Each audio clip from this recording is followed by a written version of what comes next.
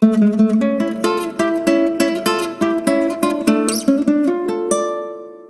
guys, welcome you all at the MS tutorial. Hope you all doing good.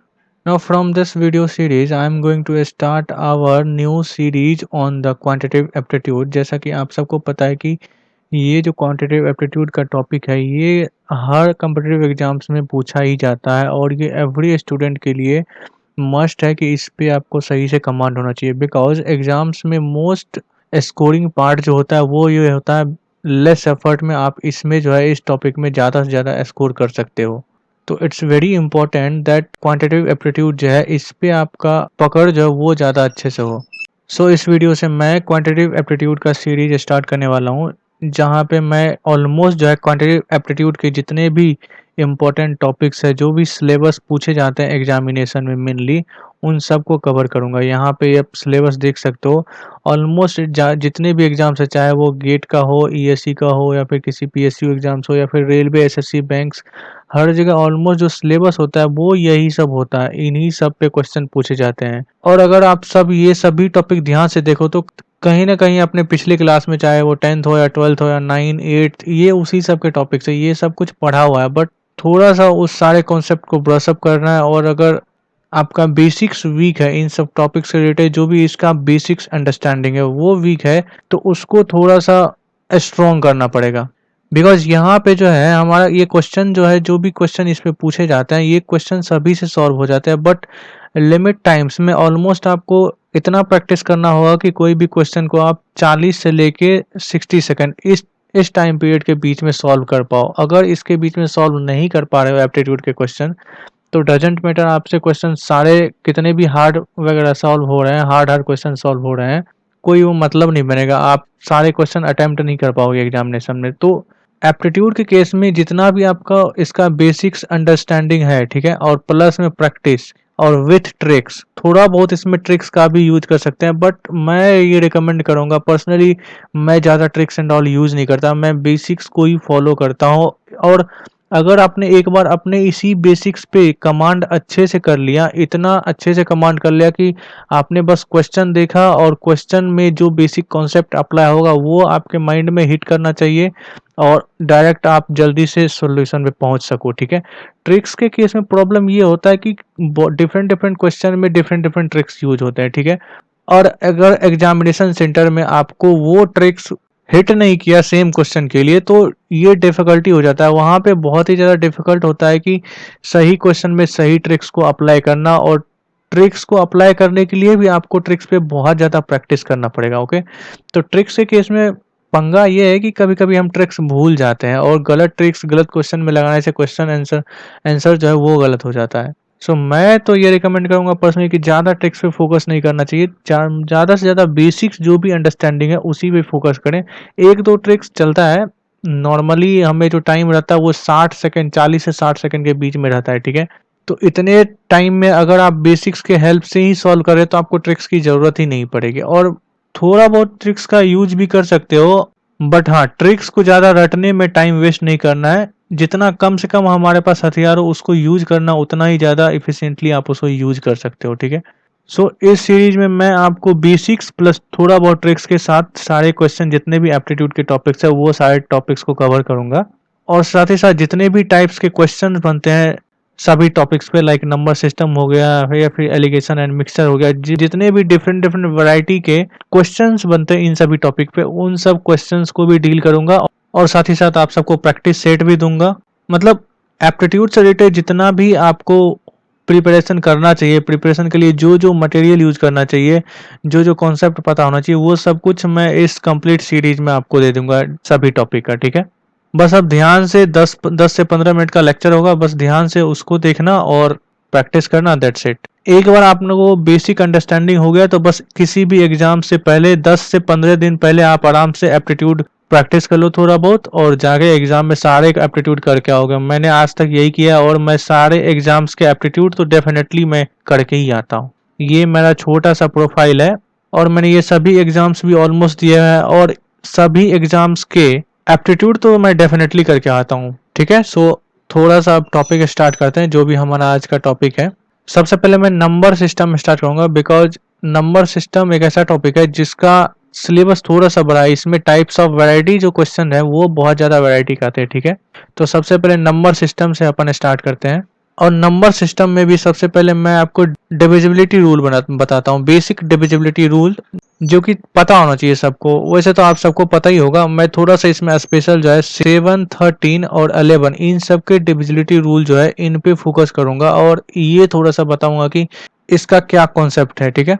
बाकी normal जो divisibility rule होता है वो सबको पता ही होता है, और डेफिनेटली आपको भी पता ही होगा। So but before start the video, अगर अब तक आपने एमएस ट्यूटोरियल को सब्सक्राइब नहीं किया है तो प्लीज सब्सक्राइब करें and make sure press the bell icon, so that जितने भी वीडियोस है उसका नोटिफिकेशन आपको मिलते रहे। और साथ ही साथ आप चैनल का जो भी फीडबैक है वीडियो से रिलेटेड, चाहे कोई भी इशू से रिलेटेड फीडबैक है, वो आप कमेंट में मेंशन करें। That will help to us to improve the quality of the videos. Okay, now topic start करते हैं। नाउ देखते हैं, सबसे पहले जो है डिविजिबिलिटी रूल देखते हैं थोड़ा सा। पहले सिंपल से स्टार्ट करते हैं, थोड़ा सा बता देता हूँ। जैसे 2 हो गया, 2 के लिए आपको इवन नंबर होना चाहिए, ठीक है। 3 हो गया तो आपका सम ऑफ डिजिट होना चाहिए जो कि 3 से डिविजिबल होना चाहिए। लाइक जैसे कोई भी नंबर 5, 3, 4 हो गया, ठीक है। अब ये 3 से डिविजिबल है या नहीं, आप इसका सम निकाल दो और इसको 3 से डिवाइड कर दो। अगर ये डिविजिबल है तो 3 से होगा। सिमिलरली 6 का भी होता है और 9 का भी होता है, ठीक है। 6 के केस में आप कोई भी नंबर अगर 2 और 3 दोनों से डिविजिबल है तो डेफिनेटली वो 6 से भी डिविजिबल होगा, ठीक है। उसी तरह 9 के केस में क्या होता है, अगर उसका जो सम है, नंबर का सम सिमिलरली 3 की तरह, जैसे यहाँ पे 5 + 3 + 4, ओके, ये अगर 9 से डिवाइड होगा तो डेफिनेटली 5, 3, 4 नंबर जो है ये आपका 9 से डिवाइड होगा। उसी तरह आप 4 का देख लो। 4 के केस में क्या होता है कि लास्ट के 2 डिजिट, जैसे ये 5, 3, 4 हो गया, इसमें कोई भी नंबर हो उसका लास्ट का 2 डिजिट जो है वो होना चाहिए आपका 4 से डिवाइड। अगर लास्ट के 2 डिजिट 4 से डिवाइड हो गए तो ये कंप्लीट नंबर, चाहे कितना भी नंबर बड़ा ले लो, जैसे ये एग्जांपल में ये आप देख लो, अगर ये 3 2 जो है 4 से डिवाइड है 8 टाइम्स में, ठीक है, तो डेफिनेटली ये कंप्लीट नंबर भी डिविजिबल होगा 8 से। उसी तरह अगर 8 ले लो तो 8 के केस में 3 डिजिट आ जाता है, ठीक है। जैसे यहाँ पे 5 4 3 2 1 0 5 4, चाहे जो भी नंबर ले लो, इसके 8 के केस में लास्ट के 3 डिजिट जो है वो डिविजिबल होने चाहिए। अगर लास्ट के 3 डिजिट आपस में डिविजिबल है तो डेफिनेटली ये कंप्लीट नंबर भी आपका डिविजिबल होगा। उसी तरह 16 का भी हो जाएगा, फिर उसके बाद 32 का हो जाएगा। मीन्स 2 के लिए आपका 1 लास्ट का 1 डिजिट, 4 के लिए लास्ट के 2 डिजिट, 8 के लिए 3 डिजिट, 16 के लिए 4 डिजिट, 32 के लिए 5 डिजिट। इस तरह से इसका जो है 2 के सीरीज वाला जितना भी नंबर है, यही रूल है डिविजिबिलिटी का, ठीक है ना। 3 का हमने देख लिया, 6 का देख लिया और 9 का देख लिया। अब थोड़ा जो है 5 का देख लेते हैं, और 5 के बाद हम चलेंगे जो सबसे इंपॉर्टेंट है हमारा 7 का, 13 का और 11 का। सबसे ज्यादा क्वेश्चन जो पूछा जाता है उसी पे पूछा जाता है, ओके। 5 का सिंपल सा होता है कि आपका लास्ट में 0 और 5, किसी भी नंबर के लास्ट में, चाहे जितना भी बड़ा नंबर हो, आपका लास्ट में जो है 0 और 5 दोनों में से कुछ एक नंबर होना चाहिए, तो वो डेफिनेटली जो है कंप्लीट नंबर 5 से डिवाइड होगा, ठीक है। यहाँ पे लास्ट में 5 है तो ये कंप्लीट नंबर डेफिनेटली 5 से डिवाइड होगा, या फिर लास्ट में अगर 0 भी होता है तो ये डेफिनेटली डिवाइड होता है। 0 और 5 के अलावा अगर कोई नंबर है तो वो नंबर कभी भी 0 और 5 से डिविजिबल नहीं होगा ना। हम 11 का डिविजिबिलिटी रूल देखते हैं, बिकॉज सबसे ज्यादा जो है क्वेश्चन इसी पे पूछा जाता है। जैसे 1331, इसका देख लेते हैं कि ये डिविजिबल होगा नहीं, तो ये पता करने के लिए कि ये 11 से होगा नहीं, सिंपल आप उसके ऑड प्लेस को ऐड करो, ठीक है।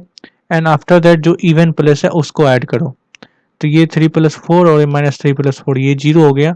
तो अब देखते हैं कि ये फैक्टर है या नहीं 11 का। अगर आप इसको डिवाइड करो तो डेफिनेटली ये 0 टाइम्स में डिवाइड हो जाएगा।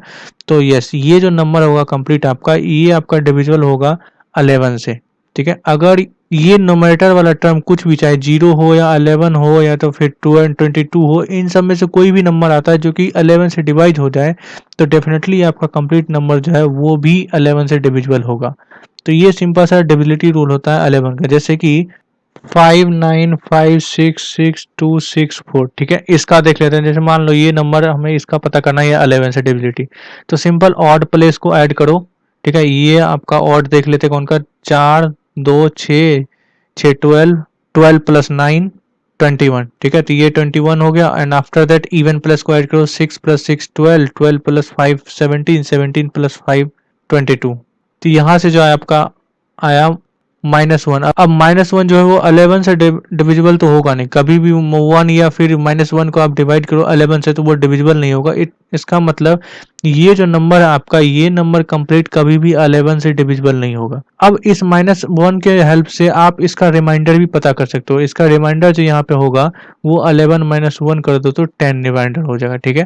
तो इसका मतलब ये जो नंबर है, इस नंबर को आप 11 से जब डिवाइड करोगे तो आपका रिमाइंडर जो है 10 आएगा। तो ये था आपका 11 का डिविजिबिलिटी रूल। अब जो है डिस्कस करते हैं थोड़ा सा डिविजिबिलिटी रूल ऑफ 7 और 13, ठीक है। ये सब जो भी मैंने अभी बताया इसका रूल तो सबको पता होता है, ऑलमोस्ट सबको होता है, बट 7 और 13 ये वाला रूल जो है मोस्ट ऑफ द स्टूडेंट्स को नहीं पता होता है, ठीक है। तो ये थोड़ा सा डिस्कस करेंगे और इस पे क्वेश्चंस भी आते हैं। ना इसका जो रूल है उसको समझाने के लिए मैं एक नंबर लेता हूँ, जैसे कि 4 5 6 7 8 9 1 3 2, ठीक है। ये नंबर मान लो, इसके बारे में पता करना है कि ये 7 से डिविजिबल होगा या नहीं। तो ये पता करने के लिए सिंपल आप इन सारे नंबर को जो है 3 नंबर के ग्रुप्स में डिवाइड कर दो। अब जो है इस राइट साइड से आप इसको साइन कन्वेंशन कर दो, ये प्लस ये माइनस ये प्लस, ठीक है। और प्लस वाले को ऐड कर दो एंड माइनस वाले को माइनस कर दो। ये यहाँ से हो गया 8 8 5 और ये 7 8 9, ठीक है। यहाँ से जो भी आपका आएगा, अब इसमें आप 7 से डिवाइड करके देख लो। अगर ये 7 से डिवाइड हो गया तो ये फिर ठीक है, ये 7 से डिविजिबल होगा, और अगर ये नहीं हुआ तो ये 7 से डिविजिबल नहीं होगा। हाँ, ये थोड़ा सा लेंथी प्रोसेस है कि आपको इसको और इसको प्लस माइनस करना पड़ेगा, बट बिलीव मी 7 का और दूसरा कोई भी डिविजिबिलिटी रूल है ही नहीं इसका, बिकॉज ये जो है कंप्लीट प्राइम नंबर है। तो इसका सिंपल सा डिविजिबिलिटी रूल जो है बस यही एक है। और अगर आपको पता करना है कोई नंबर डिविजिबल होगा या नहीं 7 से, तो सिंपल आप उसको 3 के ग्रुप में ब्रेक करो और साइन कन्वेंशन प्लस माइनस करो, और प्लस वाले को प्लस कर दो एंड माइनस वाले को माइनस कर दो। एंड आफ्टर दैट आपका जो 3 वर्ड का ये नंबर आएगा, इसको सिंपली 7 से डिवाइड करके देख लो। अगर ये डिविजिबल हुआ तो फिर डेफिनेटली ये नंबर जो है कंप्लीट नंबर डिविजिबल होगा, और अगर ये नहीं हुआ तो फिर डिविजिबल नहीं होगा। इसको आप सॉल्व करोगे तो यहाँ पे देखो 5 का रिमाइंडर आ रहा है, ये कंप्लीट सॉल्व नहीं होगा, तो डेफिनेटली ये जो कंप्लीट नंबर होगा ये नंबर आपका 7 से डिविजिबल नहीं होगा। तो 7 से डिविजिबिलिटी पता करने का बस यही एक लास्ट ऑप्शन है, इसी के थ्रू आप पता कर सकते हो। एक और मैं एग्जांपल लेके समझा देता हूँ। जैसे ये एक मान लो कि ये एक नंबर है और इसके बारे में हमें पता करना है कि 7 से होगा नहीं। एक और इम्पोर्टेंट बात, 7 और 13 दोनों में सिमिलरली रूल लगेगा। दोनों को सिमिलरली आप 3 के ग्रुप में डिवाइड करो। इसको आप 3 के नंबर में डिवाइड कर दो एंड साइन कन्वेंशन डाल दो, एंड आफ्टर दैट इसको प्लस करो और इन दोनों को प्लस करो एंड उसके बाद सब्सट्रैक्ट कर दो। तो प्रोसेस देख लेते हैं। तो ये वाला हो जाएगा आपका 7 3 10 6 2 8 9 5 1 6, और ये वाला हो जाएगा आपका 4 12 10। तो इसका जो भी डिफरेंस आएगा इसको आप 7 से डिवाइड करो। अगर वो डिवाइड हुआ तो ये पूरा का पूरा नंबर 7 से डिवाइड होगा, नहीं तो नहीं होगा। वैसे तो इतना बड़ा बड़ा नंबर क्वेश्चन में नहीं आता, क्वेश्चन में नॉर्मल सिंपल आएगा, जैसे कि 1 3 5 4, ठीक है। इसके बारे में पता करना है 7 का, तो 7 का पता करने के लिए सिंपल इसको प्लस माइनस करो, तो ये 3 5 3 आ गया, इसको 7 से कर दो। ये 5 0, यहाँ पे देखो 3 का रिमाइंडर आएगा, ठीक है। तो यहाँ पे रिमाइंडर जो हो गया आपका, ये 3 का रिमाइंडर हो जाएगा। उसी तरह जैसे यहाँ पे 1 7 6 2 1 ले लो, ठीक है। इसके बारे में पता करना है तो प्लस माइनस ये 61 4, तो ये 7 0 5 हो गया, इसको 7 से करके देख लो। तो यहाँ पे आपको देख लो 5 का रिमाइंडर आ रहा है, तो ये भी 7 से डिविजिबल नहीं होगा। उसी तरह 13 का भी आप देख सकते हो, 13 का भी सिमिलरली आता है 1 2 2 7 3, ठीक है। इसको प्लस माइनस कर लो तो यहाँ से आ जाएगा आपका 2 6 1। अगर ये 13 से हो गया तो यहाँ पे देखो 1 का रिमाइंडर आ रहा है, 1 का रिमाइंडर आया तो ये 13 से डिविजिबल नहीं होगा। तो इस तरह से आप 7 और 13 के बारे में पता कर सकते हो कि कोई नंबर डिविजिबल है या नहीं। तो ये था ऑलमोस्ट कंप्लीट डिविजिबिलिटी रूल। इस पे जो टाइप्स ऑफ क्वेश्चन आता है वो मैं नेक्स्ट लेक्चर में बताऊंगा कि किस किस टाइप के क्वेश्चन आते हैं, ठीक है। और मैं अप्रोच बताऊंगा कि अगर डिविजिबिलिटी रूल पे बेस्ड क्वेश्चन आए तो उसको सॉल्व कैसे करना है। सो अगर आपको ये वीडियो अच्छी लगी तो आप लाइक करें, एंड साथ ही साथ अगर कोई भी डाउट है या फिर कोई भी आपको हेल्प चाहिए तो आप उसके लिए कमेंट में मेंशन करें। And also please share with your friend, ताकि मेरा जो एफर्ट है हेल्प करने का वो पहुंच सके, ठीक है। And also please subscribe MS tutorial. Thank you so much, good luck.